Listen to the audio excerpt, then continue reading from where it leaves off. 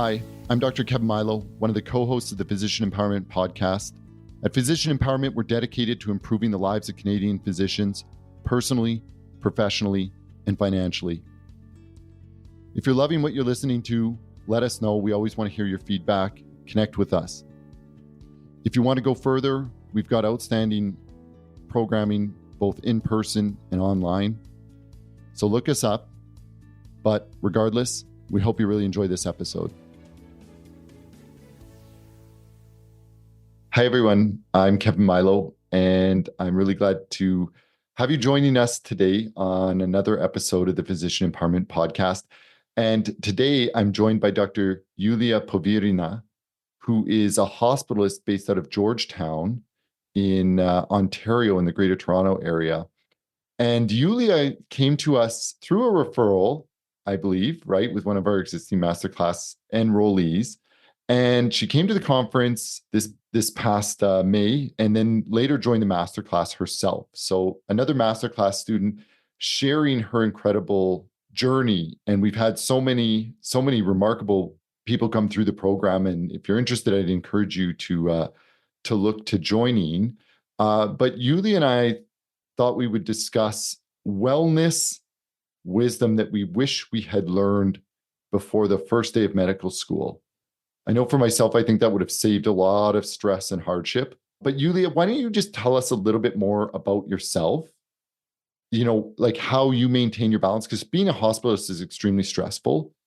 You work a lot of hours. So talk a little bit about that, and then we'll kind of get into some of these bits of wellness that we wanted to cover today. Thanks, Kevin. Thank you so much for having me today. It's really a privilege, a joy, and a pleasure. For me, I agree with you. So hospitalist is a very busy job. And initially, when I graduated family medicine, I didn't really know where I would land and what I will be doing. So I jumped into everything. I did family medicine locums, emerge, and hospitalist. And eventually, over a few years, as I got completely exhausted from doing 5 jobs at the same time, I decided to narrow it down to hospitalist. And although it is a very busy type of work, because you often end up working 76 hours a week if you work 7 days in a row, and then 2 of those nights are 24-hour shifts. Sometimes I end up working 2 weeks back to back if for whatever reason I need certain weeks off. So it could get pretty tolling on your body and generally on everything in life, like relationships. At some point, I hit a bottom where I was just not happy, and I wasn't sure what is it that I need to bring myself back to peace. And it took a lot of self-digging and self-exploration. But over time, what I discovered is that what we all have some non-negotiables, or we should have some non-negotiable things that bring us serenity, that bring us sanity, really. And although there are some basic things such as nutrition, sleep, exercise, it's also it could look very different for every individual. For me, that was very important to have things for myself. So I think I spent so many years trying to become a doctor, get into medicine, and then get into residency, and then finally get a job that I like, because I do love the place where I work. I love the people. I think I figured out the workflow. I finally am no longer a new person, new kid on the block. I finally know the team and know the workflow. So that's a big help. So from that perspective, I think things settled, but that was still not enough for me. And where I arrived is that you need to have things for yourself. So I looked back at what things made me happy before medical school or in medical school. And I remembered that, I always loved dancing and I always wanted to sing. And yes, you will never have time if you allow yourself to believe in that, or you can just make time for things. So if you just start looking for opportunities where you can carve out that hour maybe for a once a week singing lesson, you will definitely find it. We all have, on one end, we all have only 24 hours in a day, but on the other hand, we actually have plenty of time. We all have things we waste our time on when we are tired. We watch Netflix, we scroll Instagram, we have things that we can maybe delegate to somebody else. So I started intentionally looking at how can I make space for things that would make me happy. And then it's not my original idea, but at one of the trainings that I did, there was this exercise of your personal wellness card where you promise yourself to do more of and you put things that you really like that bring you joy and peace. So for me, that was dancing and reading, singing and yoga. And you promise yourself to do less of something. So that were things that maybe you don't enjoy doing. And I put that in front of my desk, and it's still here after years and reminds me every day things that I love. I updated. So over last 3 years, gardening got to the list. So for me, medicine is my favorite stressful job. I always joke.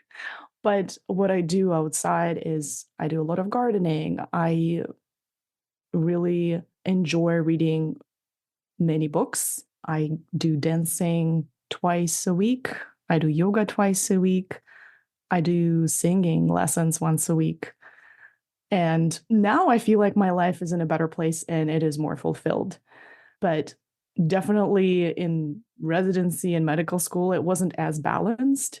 And I think the balance will keep readjusting itself as the life naturally changes. So priorities or family situation. I love that. I'll just kind of pause right there just to share a couple of things because there's a lot of wisdom in what you shared. Is the first one that stuck out with me is that notion of non-negotiables, right? That there should be things in our lives outside of our careers that are too important and should not be missed, right? And these aren't just big milestone events like, weddings of children or birthday parties or things like that, but also like everyday things that are not obligations to other people, but are things we need for ourselves to be healthy and happy. Whether it's exercise, time with somebody that we love or who means a great deal to us, time doing nothing, which I don't think we celebrate enough in modern living, or sleep, like you said, which is just so important.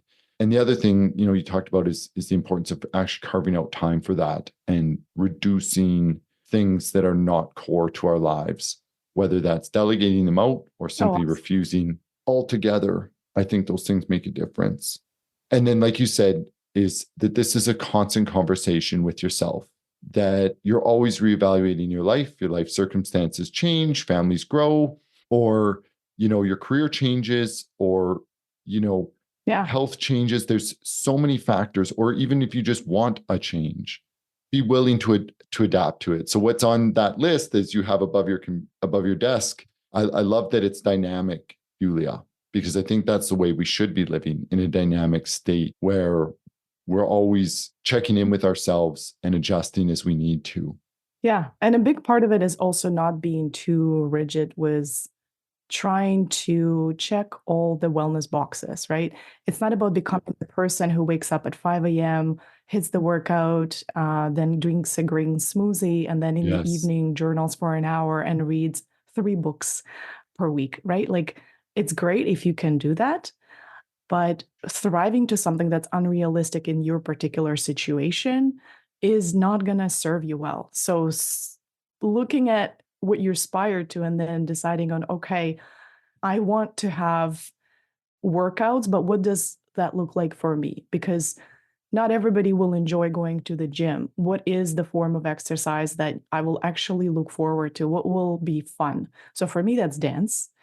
And that lifts me up. That is my social circle. But also, I don't have to be as rigid about it as I am about medicine, right? Like, I have to show up to work, almost no matter what. That's a separate topic altogether. I'll just say we need more doctors and a little bit of redundancy in the system.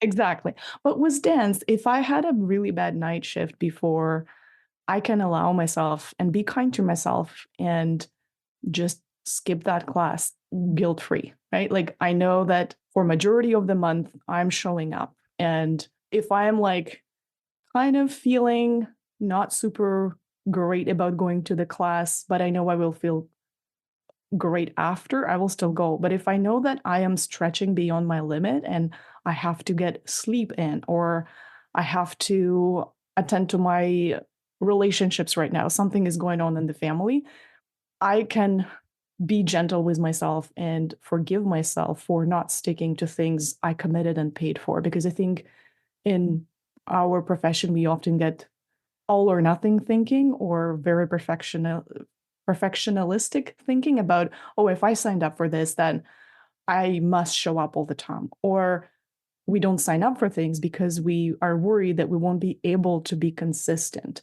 Or we feel like, oh, we have to just perform excellently. Yeah.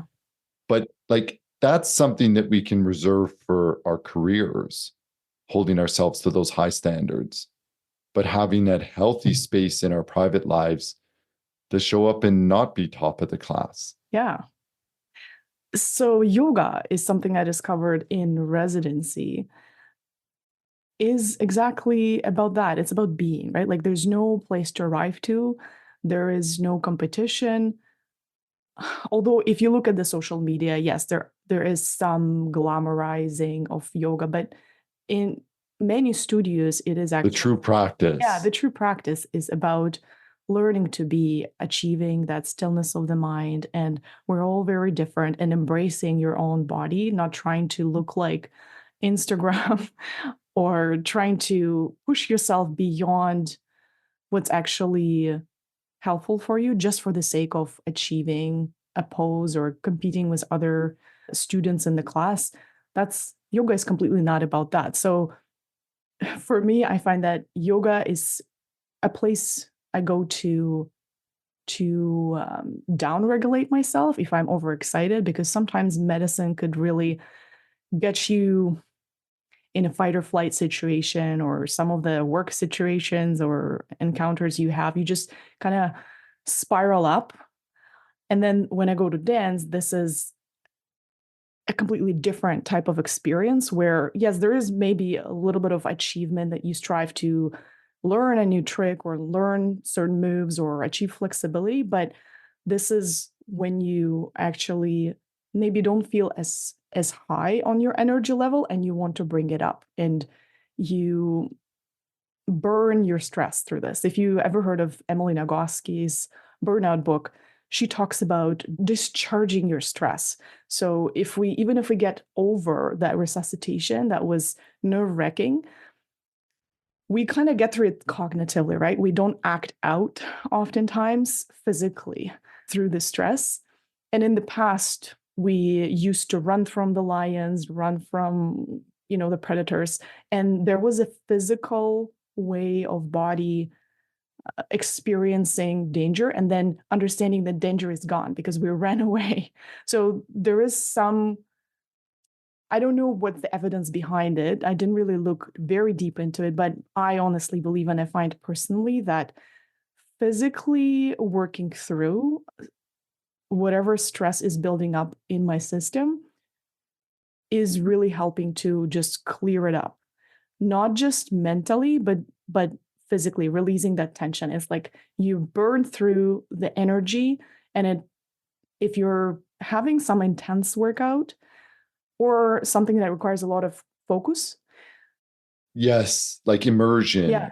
right? And where you're centered on a task and you're letting the stress pass away. Yeah. I remember coming across, an element of Winston Churchill's biography, the British Prime Minister, who for years he took up bricklaying and apparently wasn't that great at it, but it was a place to put his mind, his thoughts, and his energy as he went through a repetitive task, right? Because there's these things that like constantly draw our attention in a day or in a week, and we're not processing it, right? And you alluded to a resuscitation or breaking bad news to a patient and family. I mean, these are stressful events for healthcare providers, but often we're just on to the next task. And that's what I really struggle with, in the current healthcare environment. It's always on to the next task without really unpacking and processing what we went through or what our patient went through. And so creating quieter moments in our week where we don't even need to think about those things deliberately, but just quieter moments to work through them subconsciously, I think is very, very important. Mm-hmm.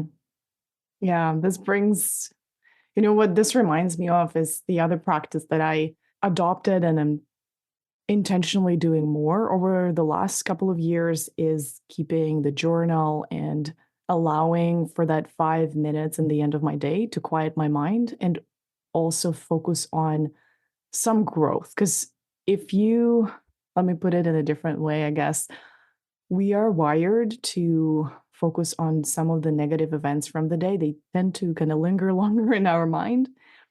And having the journal really helped me to intentionally look at the brighter, not like a toxic positivity way, but like a look at the positive things that's happened today as well, or positive things that I could grow from. That helps me sort of reset before I go to sleep and maybe even sometimes offload, declutter some of my mind of the things that I don't want to be persisting in my consciousness. I think that's very key in this as well. Yeah.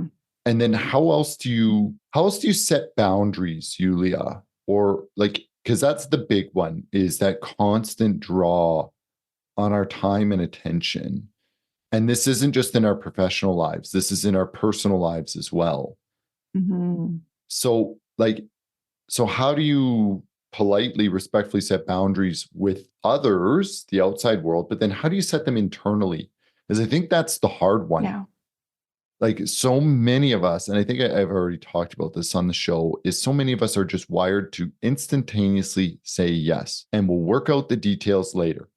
Hey, can you cover this shift for me? Yes. And then you start playing in your head, okay, how? Because I didn't really think of it, let alone should or why, which are a bit more important questions.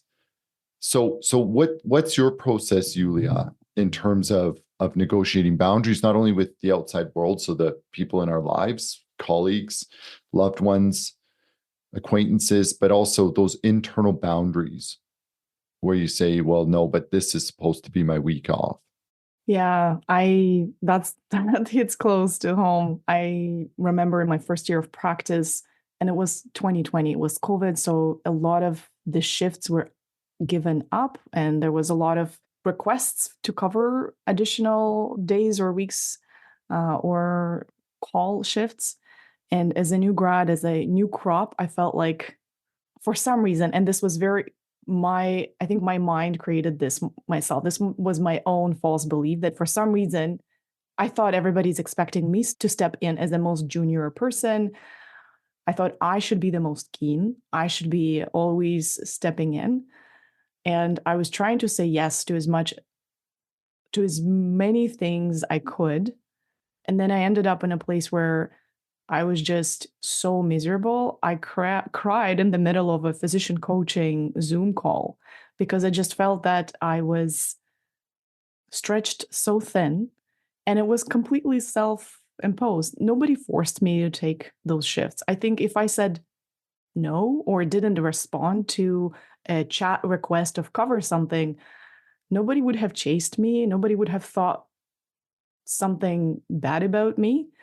I think they would have moved on to somebody else. So it took me, like, I had to learn it a hard way to understand that there's more people who can step in, and people, like everybody else, is also very capable. I don't have to take on other people's problems. In fact, nobody appreciates you trying to solve their life for them. Everybody has their own values, and as much as we think we want to be helpful to others, it's actually often more helpful to step out. And that boundary of what is my problem, what is other people's problems, how much What's a system level Yeah, problem? yeah. How much is this my responsibility? How much is this up to me to fix? Or is this just really a failure of the system? So these days, when there are requests for additional coverage, I always really critically review my calendar and I take time to respond. And taking some time to think gives you opportunity to don't act out of this knee-jerk reflex of always offering yourself to others at an expense, at a personal expense, and then being either resentful internally for it, to the system, to the person who asked, to yourself for doing that. Or you could just not let yourself get into that and just be at more peace. So that's like a choice point. And boundaries about your time will grow over a process. So when you start intentionally making commitments to things that are very important for you, then you will start protecting them. So my yoga classes sometimes could be negotiated, but my singing classes are not. So there are nights where I would put all the effort I can to protect it and not take on any additional responsibilities. Right? You just say, I'm sorry, I have a commitment that night. And it's just a simple phrase, but it took me a long time to actually understand it, internalize, and learn to say it. And not only say it, but say it happily. I think that for me was another big growth, was not only learning to set a boundary. Well, first off, I'd say there's a process to boundaries. And I think this is probably where we're headed, but in terms of today's talk, but there's a process of boundaries of like going through that phase, especially as that highly conscientious junior learner who, like, even from childhood, you're raised to be highly conscientious. And so you don't feel like the notion of boundaries isn't really there. If somebody's asking you to do something, it means you do it, and you do it really well. And you go through medical school and your residency with that attitude. And I think there's that evolution for all of us, at least I hope there is, of then recognizing that you should, that number one, it's that boundaries exist. And then number two, that you should have boundaries. And very often it's an externally referenced boundary, realizing that if I work an unsafe number of hours, there's going to be a negative implication for, a patient or a colleague or something like that. But then as we grow and evolve, that notion of boundaries internalizes, and it's like, but I deserve to be healthier and happier and thriving. Yeah. And that's why I set the boundary. Before you even get to that notion of the safety trigger, when it comes to, let's say, overwork or performance or what others think about you, it's really about the key boundary is the one inside of yourself, where you don't even entertain the thought because you're like, well, that's date night with my spouse, or that's my kids' practice and I'm one of the coaches and I want to be there and I'm not missing that. And so, and then I would say that the highest evolution, as we go through this boundaries exercise is starting to feel very good about that. Yeah, like being unapologetically happy, right? Unapologetically happy. I love that, Iuliaa. That's great. Unapologetically happy. Unapologetically centered in oneself, knowing what you can give and what you cannot give. Yeah. And I think that's so important, not only in our careers, but in our personal lives as well, right? Because again, we're asked all the time to show up for things, for the ones that love us or depend on us, but we don't always have to show up. Exactly. And we don't have to make excuses, and we also don't have to please everybody, right? It's very difficult to learn coming out of training, because when we are in training, we don't really have much freedom. So that shift in owning your time and your life again happens not immediately. I think for some time, and this could last for years, you could still be in that mode of trying to please everybody, but it's extremely difficult. It's extremely difficult.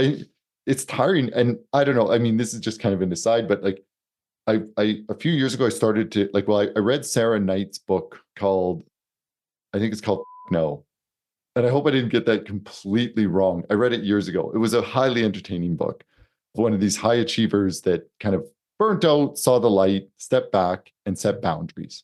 And, you know, we're so, no is like the most important word in our lives. I think she even talks about that in her book.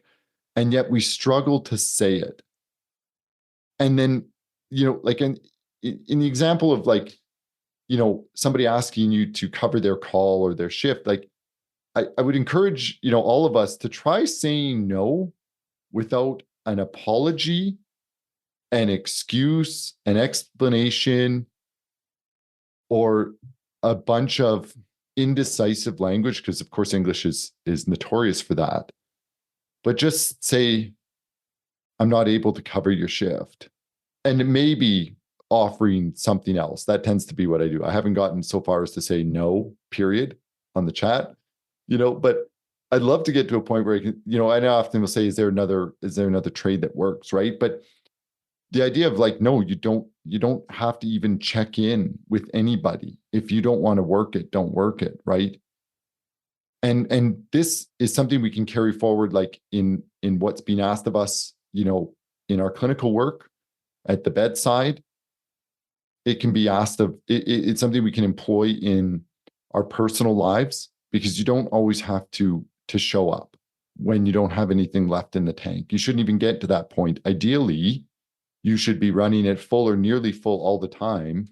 And that as the tank depletes, you recognize it, you pull back, and you give yourself time to refill, right? Like we shouldn't be always like near empty, but far too many of us are near empty. Yeah, I definitely kind of guess like that on the long stints of hospitalist when I'm doing 2 weeks back to back. That's a lot. Yeah, but I'm very blessed with the group that I work with. I think everybody's very compassionate towards each other. So when somebody shows up, they're like, what day are you on? When you say, oh, it's my day 11, like you don't have to explain it anymore. And we often will try to distribute the work in a way that kind of accounts for who is kind of getting lower on the tank. But yeah, with the coverage and requests for additional work, again, I think it's the culture of your group. So in my group, everybody is very understanding that we all work a lot of hours. So there's no expectation of covering for each other when we can't. There's always a way to find some solution for it. So I think the culture that developed in the group where I work is very non-pressuring. Like I think it's just the psychological environment is very safe, which probably not everybody has in their workplace. I've been privileged to have a group that is kind of on the same mindset. We're all about the same year of graduation. We talk about these things a lot, about wellness and just kind of thriving in medicine. So it's easier.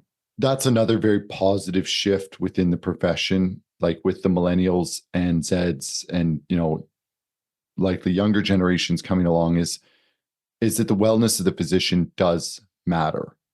And I would say if there's some wisdom that I can convey to younger generations, those in going through medical school and residency right now, or who are listening to this and, you know, will be going through it. But the idea that the success of our healthcare system and our clinical performance is tied to the well-being of its frontline healthcare workers. And the more we thrive in terms of our physical, emotional, spiritual health, the better we will do. And so that's not an afterthought. It shouldn't be give everything you've got to your career and your training, and then whatever's left, yeah, go to the gym, or whatever's left, try to spend time with your spouse and kids. It should actually be prioritizing those things in our lives so that when we walk into work, we feel vibrant and alive and healthy and not constantly tired, because those two domains of our lives spill over to one another. Struggles in our personal life affect our professional life. Struggles in our professional life affect our personal life. Absolutely.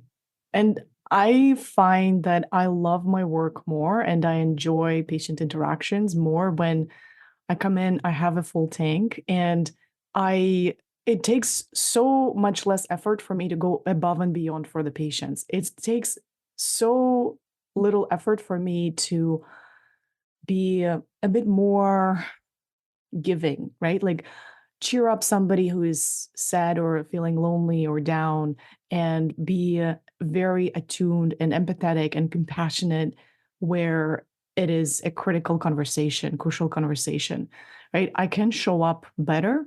I can attend and I could be fully present with patients, and they feel it.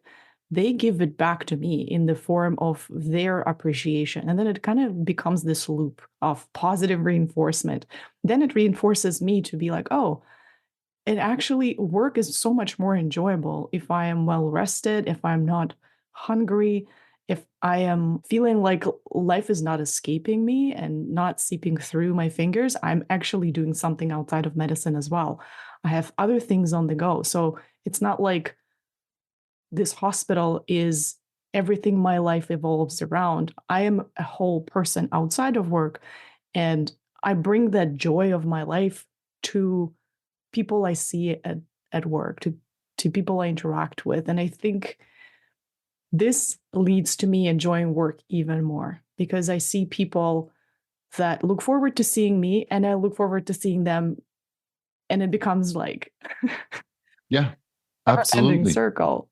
So No, absolutely. And that's how you can get to that point. I think it is so important. But there are some very real actions we have to take, right? It means, like, if you are a clinic-based physician, it might mean setting a hard stop on your bookings at the day so that you aren't running behind, so that you are getting home on time, saying no to an extra call shift in a month, right? Like, yes, and we always feel that obligation to the system, but those are system-based problems that need to be solved by the healthcare system.